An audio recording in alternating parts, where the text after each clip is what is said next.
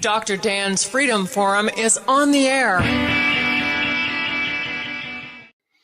This is Dr. Dan, and this is Freedom Forum Live, streamed every Tuesday evening at 8 p.m. Eastern Time on Facebook, X, YouTube, and Rumble.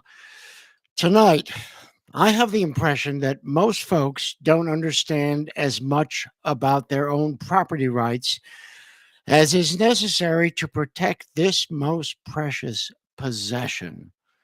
Okay, you all know about deeds, surveys, and property taxes, but know this: the global elite and their left wing socialist useful idiots who run the federal bureaucracy spend hours dreaming up ways to steal your land. Why? Because folks who own private property and know their private property rights cannot be controlled. And believe me, it's all about control. They cannot establish the worldwide collectivist totalitarian dictatorship, the desire, without controlling every aspect of your life. Now, you know that property rights are sacred to me. The credo of Dr. Dan's Freedom Forum and Freedom Forum Live is the right to own private property that cannot be arbitrarily regulated or confiscated by the government is the moral and constitutional basis for individual freedom. In fact, that statement is running in the crawl under me right at this moment. Now, Vladimir Lenin is often quoted as saying the way to crush the bourgeoisie is to grind them between the millstones of taxation and inflation. The modern paraphrase is you don't have to own land to control it, you only need to regulate it. This concept usually comes up today in discussions about zoning, environmental rules, land use policy, because it neatly captures the distinction between land ownership by title, which is called de jure ownership, and land control by usage regulations, de facto control. The issue becomes very real when a landowner creates a legal easement on his land and gives it to a conservation trust or the government or some government NGO without understanding the implications. So here's the clean legal summary.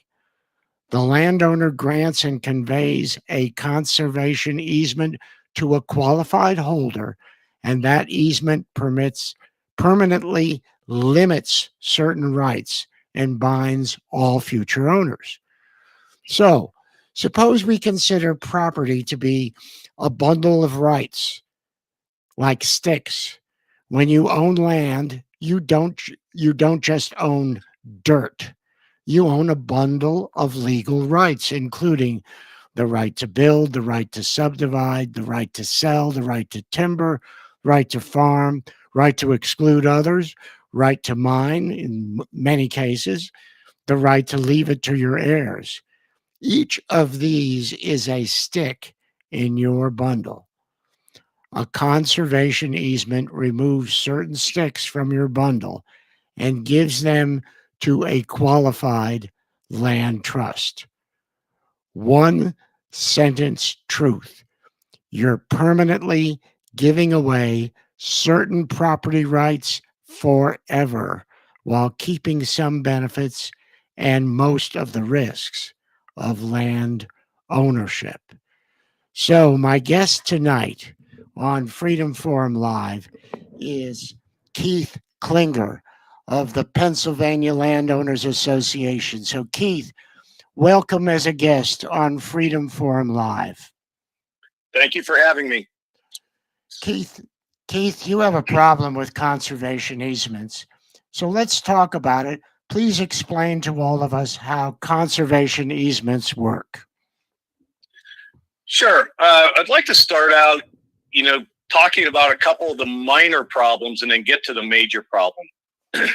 So let's say in Pennsylvania, we're the leaders, so-called leaders of farmland preservation. We've spent over $1 billion preserving farmland, or so they say. So that would give you the perception that there's always cows in the pasture and corn in the field. But I asked the guy that runs the program, how can you force someone to farm? And it was dead silence.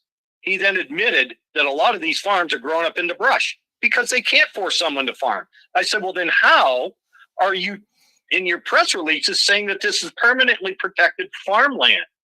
He says, well, we hope someday they can farm it again, or it will become farmland. Go ahead and try to get the permits to do that. So the public perception is very misleading when they put out these kind of press releases. But let me give you an example. Let's say you have farmer A, B, and C, and they all adjoin each other. So picture 3 squares that all adjoin each other. And farm C comes up for sale, and it's 20% overpriced. Farmer A and B would love to buy that farm and expand their operation, but it's too high a price. So instead of letting the market work and the price will eventually come down, Farmer A says, geez, a conservancy knocked on my door about a year ago and told me about a conservation easement. They could get me $300,000 for my development rights. I don't have any public water and sewage, and I know my topsoil isn't very thick, so it probably wouldn't pass for on-lot sewage, probably couldn't subdivide and develop, so my development rights may be worthless. But if they're going to give me $300,000, I don't care where the money comes from. I'm going to call them up. So he calls them up. He signs the agreement. He gets $300,000 for what is probably worthless development rights. Then guess what he does with that farm that's for sale? He has no problem buying it now at a 20% overprice because he's got his pockets full of taxpayer money that Farmer B doesn't have. So then Farmer B says, geez, if I want to expand, I guess I'm going to have to do the same thing. And it just is an endless cycle. And that creates so many problems. First and foremost is the free market system is now distorted. It doesn't work. Farmland prices go up because of artificial inflation due to this process. So then other realtors are going to say, geez, when they're appraising property, look at what that one brought. They don't know there was an easement that created the extra money. So then farmland prices just artificially go through the roof. And that really doesn't bother these people because they can keep getting the government money to buy the easement no matter how high the price is. So that's the first problem that it creates. And again, the perception that it can always be farmed is just false. And it gives government more control over those resources. So I've heard the comment, well, it's still private. Not really. It's almost like the government shutdown. It's only partially private now because, as Dr. Dan mentioned, that bundle of sticks, your development rights, is now gone. You have to do the farming and any forestry under their guidance and do it their way. And what if 20, 30 years from now, your children buy the property and they don't want to farm? They want to do something else. Well, now they're locked in. It's over. Here's another problem this creates. If the township needs new tax revenue, they're never going to get it from that property because there's only 2 ways to raise revenue: raise taxes or new construction and all the other economic activity that goes along with new construction, jobs, purchasing at Home Depot and everything else. That's now off the table forever. The next thing that landowner does, and this is what he's told by the conservancy, he goes into the assessment office and says, I want to appeal my taxes. So he gets his taxes reduced by 1/3 and sometimes up to 50%. Who makes up that difference? The rest of us. Our taxes have to go up. So this just creates a massive amount of problems. And I've asked so many times, both my federal legislators and state legislators, let's have a hearing on the validity of conservation easements. I've done dozens of small subdivisions. I've done thousands of on-lot sewage tests here in Pennsylvania, and our on-lot sewage regulations are extremely difficult to get through. So the biggest problem is, how do you put a value on those development rights? How are these appraisers coming up with a value? There's no possible way to do that unless you go through the whole subdivision process, because you have no idea if that could ever make it through the township, the county, and the state subdivision regulations. And the most stringent ones are the state, because that's your PNDI search, which is called Pennsylvania Natural Diversity Index, endangered species searches, wetlands, floodplains, and the most is on-lot sewage, because you don't have any public utilities and you have to go through the on-lot sewage regulations. They're extremely difficult. Any land over 12.5% slope, you do not put an on-lot sewage system on. So most of the landowners know this, and they're laughing all the way to the bank with these big checks.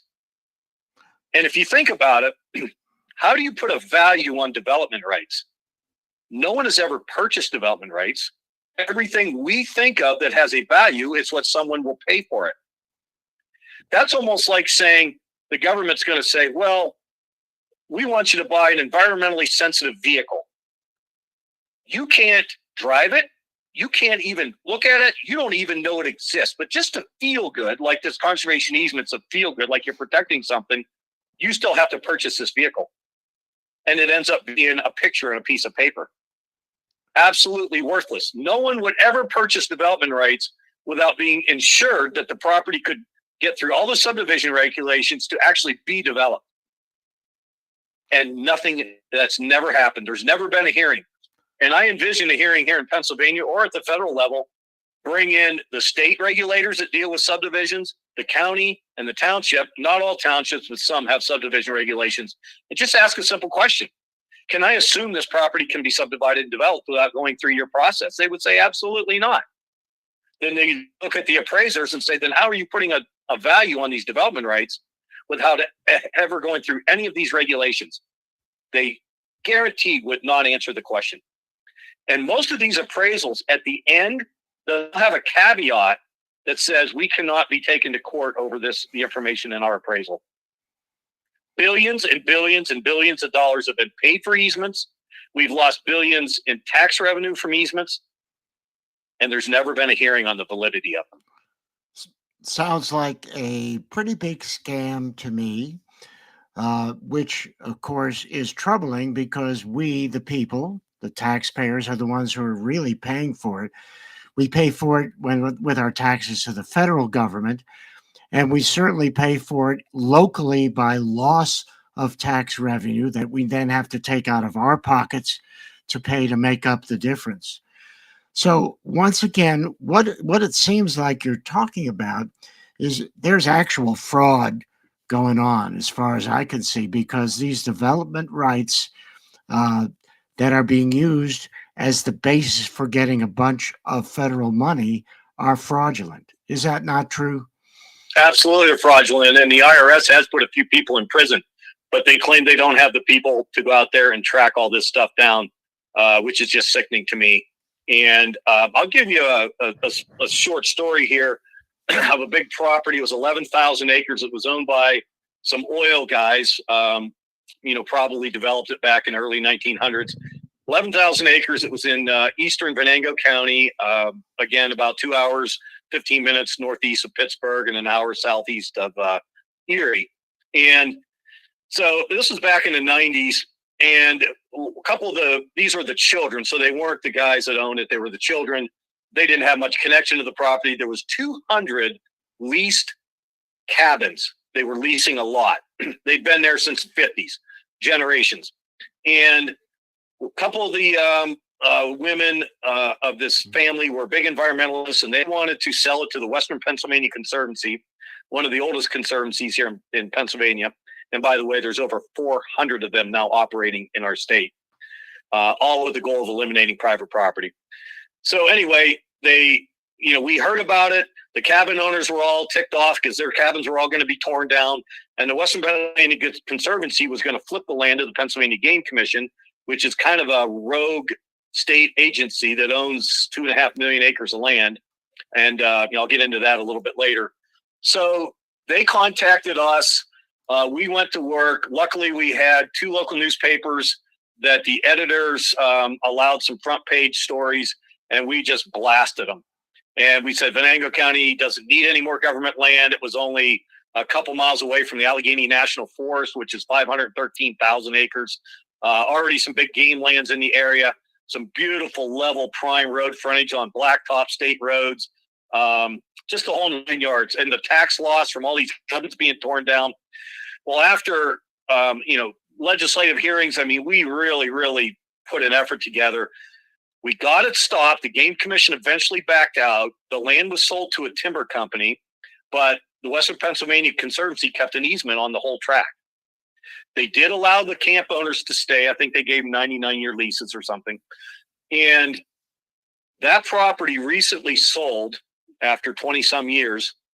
The little township of President, which only has about 200 people in it, received $93,000 from that sale in transfer tax. In Pennsylvania, 2% of every land transaction is called transfer tax. Half of that goes to the state.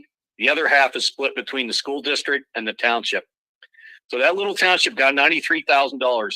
Their budget is $100,000. That would have never happened if we hadn't have stepped in and got the government land acquisition stopped.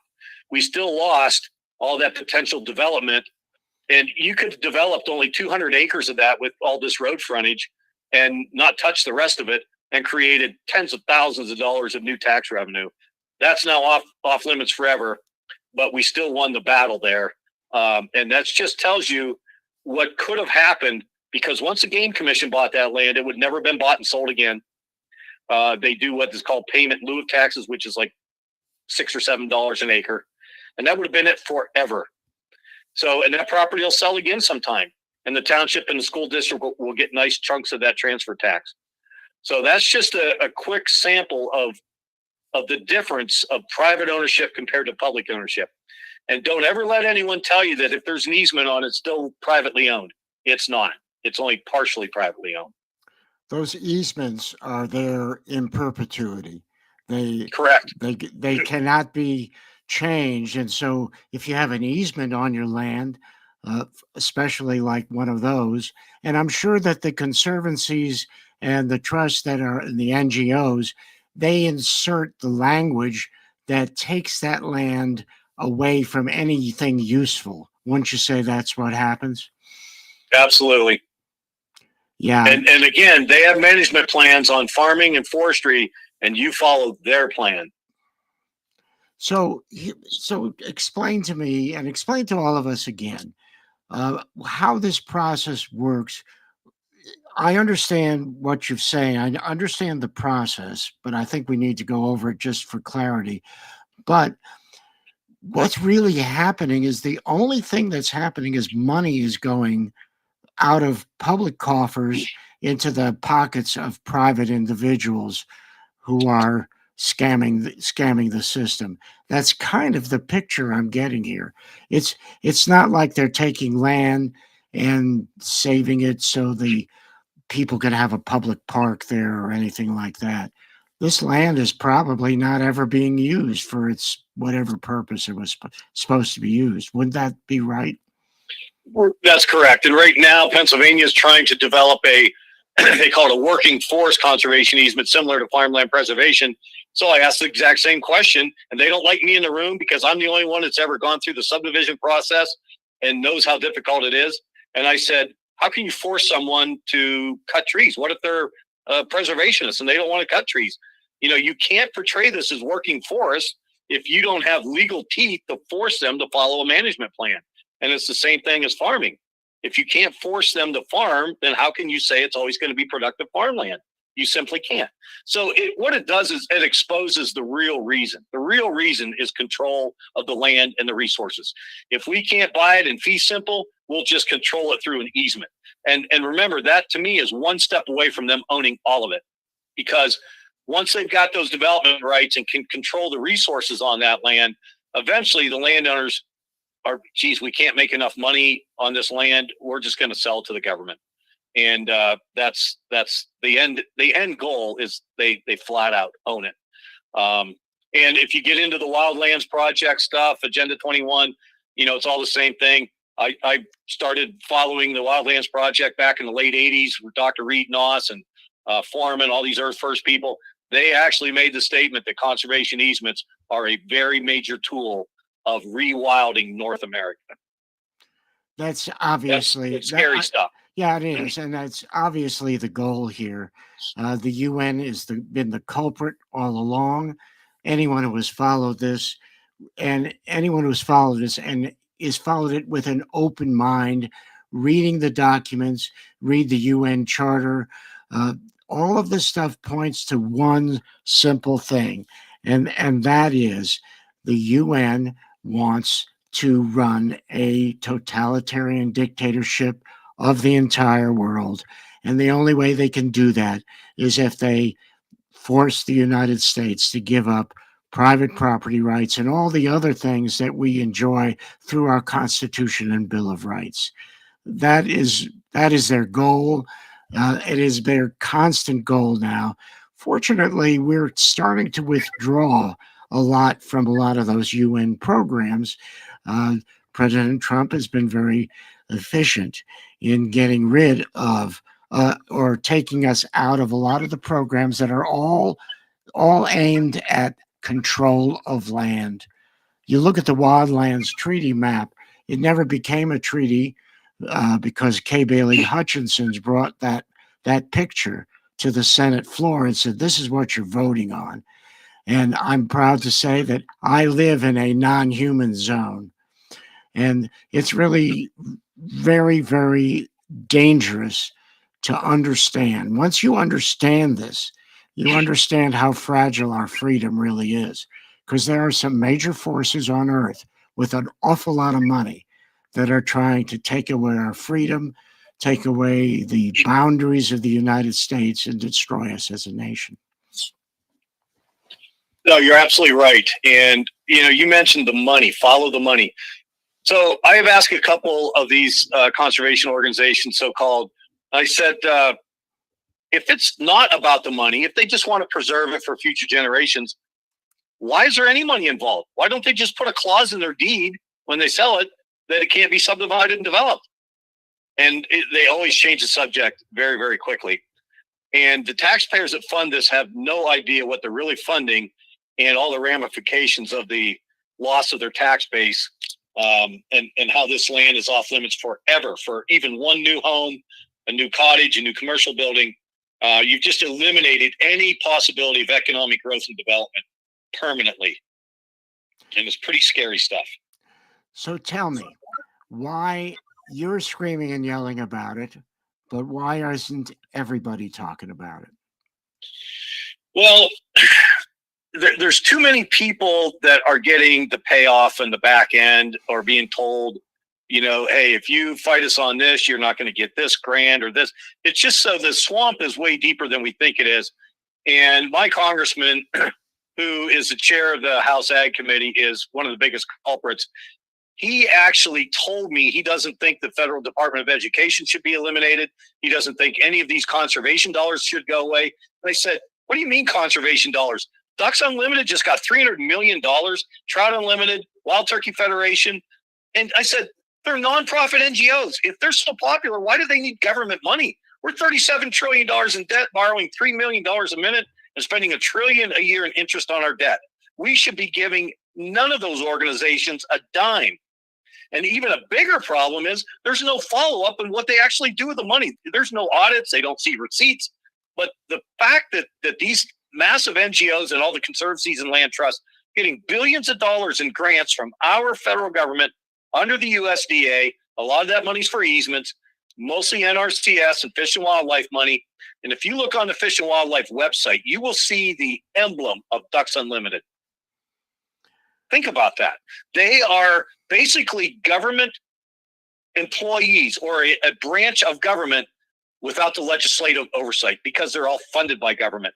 In my view, we should be able to do Freedom of Information Act requests to any entity that receives taxpayer dollars. Because why not? It's our money. Why shouldn't we be able to see how it's being spent? But they're all off limits. And the worst part about all these NGOs is you don't see Salvation Army or the United Way's CEOs making $1 million a year. But these land trusts and conservancies that are all getting funded by you and me, the taxpayer, they have unlimited salaries, benefits, pensions. It's crazy. So, we in the private sector, real estate marketplace, we have to compete against these entities that can offer tax breaks to landowners that I can't offer, get government money to buy the land. They have nothing invested of their own money, and they're building empires at taxpayer expense. Well, as you said, the swamp is much deeper, much wider, and much more illegal, immoral than we could had ever really imagined. I think we finally, in our time now, we've started to peel back the layers of this onion to see how we're being screwed over in so many ways. And I don't think it's going to take years to actually, if we continue, and I hope we do, if we continue to peel back the layers of this onion, eventually we will get down to the core and be able to actually eliminate, stop. Look at all the things that have been done so far, money that public funds that have been wasted on projects that there's no justification at all for money being spent this way. That's why we're $37 trillion in debt. It's because our money is being stolen from us. It's being stolen by the federal government, and they're all playing with it up there. Every single one of them, with probably the exception of five or maybe six, they're all guilty of raping us, screwing us, stealing our money, and something really has to be done about that. My congressman, he bragged that he was going to Nashville to get an awards from the National Wild Turkey Federation, and it was because he got him a big grant. And it just makes me sick and you know what I'd love to see, Dr. Dan? How about a list of all the campaign contributions from grant recipients? All of these organizations and private companies that got government grants, mostly under the USDA, how many of them kick some money back into the campaign coffers of these so-called legislators that are basically just swamp creatures? It would be staggering to see this. So, it like you said, it just follow the money, and they've just become drunk with that taxpayer. It's basically money laundering. You want to fund your campaign, get grants for people, have them kick you back money. So that tax dollars just goes through that NGO or private timber company or whoever it is, and kicked right back into your campaign. And that's why we're in the situation of our massive debt and the big crisis that is. The problem is unraveling that is very difficult because there's a lot of pushback. After all, they don't want to give up all that gravy that they're getting. And the problem is that with all that money, they can fund the campaigns of anyone. How about who spends $200 million in a Senate campaign, $200 million to get a job that pays $175,000 a year? Right. I mean, you just look at those numbers and you understand the enormity of the graft and corruption that we are dealing with. And these people, not only do they not want to give it up, but they have the financial means to prevent us from ever taking it away from them. That's what's truly disgusting. And that's why Elon Musk was kind of squeezed out, because he started stepping on too many toes. Let me read you something. I get the Northern Logger magazine, and just a couple months ago, this was actually a very good thing. It said nationwide, the USDA canceled over $1 billion in grants from the Regional Conservation Partnership Program, impacting local organizations like the Nature Conservancy in Maine and the Connecticut River Conservancy in New Hampshire. So I think Brooke Rollins, the folks are starting to wake up, and they're starting to say, enough. We're done. You're not getting another dime. And we got to keep the pressure on. JD Vance now is the fraud guy. All of this stuff just needs to stop. We all need to be on an even playing field. Why should one farmer apply for a grant, get a brand new energy efficient tractor when his neighboring farmers don't? If you can't supply everyone, you supply no one. Everyone should be on an even playing field. That's the only way the free market system works. That's true. And the fact is that in almost everything it touches, the government distorts the free market. That's happened in medicine, for instance, to a very really terrible way, because there is really no free market left in medicine. The insurance companies really govern everything that is done in terms of what medicine you can have, what procedures can be done. It's all based upon that. And so the free market has disappeared from medicine, just like it has from property rights and everything that you've been talking about tonight. The free market is what made this country the wealthiest and most successful nation ever on earth. The free market, the ability to compete based on merit. That's the key to success. You do well when you deserve to do well. And if you don't deserve to do well, you don't do well. That's what makes a country prosperous. It makes people prosperous and makes a country excel. No, you're absolutely right. I will tell you also about the Federal Forest Legacy Program, which is an easement and acquisition program. There's usually about $500 million in that program. We've been trying to get it ended. And I was on the Forest Stewardship Committee at the state level, and these conservation organizations would bring these projects into us, and most of them would had no possibility of ever being developed. Too steep, too remote, too wet, rocky, whatever. So I developed, and the guy from the forest products industry, a ranking system. And lo and behold, and it was just simple, like you have to have public road frontage, there has to be public utilities within a half a mile, there has to be development threat, it can't be too steep because you can't put on-lot sewage systems on anything over 12.5% slope, and just drive across Pennsylvania on I-80, running east to west to the middle of the state, and you'll see what I'm talking about. And eventually, none of the properties would rank high enough to even be considered. And it was just, and even the Forest Service admitted that they were pretty reasonable requirements. And these conservation organizations would come in and they said, well, we thought it was just to lock it up, to preserve it. Say, no, it's supposed to be to promote working forests and purchase development rights. And one property they came in and had to be 90% wooded. It was only 50% wooded. But they're so used to just, proposing these properties and getting the checks and nobody asked any question. They just couldn't believe it. So basically, they took the state, which again is run by a radical environmentalist, our DCNR, Department of Conservation Natural Resources. She took it out of the Forest Stewardship Committee, so we don't have any more oversight over it, and they're doing it all in-house now because we just brought in some common sense things, and none of them would rank high enough to be offered up for a project for Pennsylvania. And the state of Maine has got millions and millions and millions of acres under conservation easement. And it's really sad up there. We have counties in Pennsylvania that are over 50% owned by government. We have townships that are over 90% owned by government. And, like Nevada, 87% of Nevada is owned by government. We can't function as a nation with government owning and controlling that much land. And it drives me crazy to hear Republicans screaming about we need to drill more and mine more on federal lands.